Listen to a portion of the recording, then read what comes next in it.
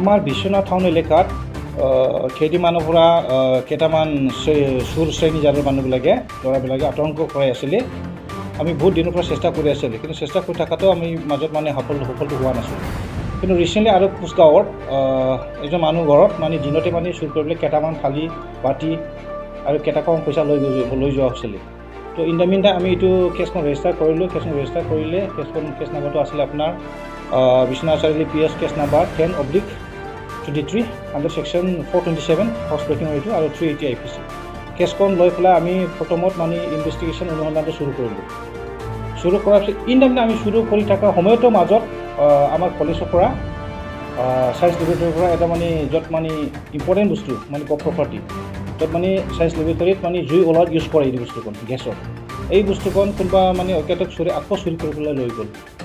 লগত লৈ পেলাই আকৌ আমি ইন দ্য মিন টাইম তদন্তটো কণ্টিনিউ জাৰি থাকিলে। কৰাৰ পিছত আমি যোৱাকালি যোনটো কলেজৰ পৰা চুৰি হোৱা বস্তু আৰু এই ঘৰৰ পৰা চুৰি কৰা সামগ্ৰীবিলাকো যেনেকুৱা আপোনাৰ কাঁহী বাতি থাল এনেকুৱা বস্তুবিলাকো প্ৰতিকেইটা ৰিকভাৰ কৰিবলৈ সক্ষম হ'লোঁ।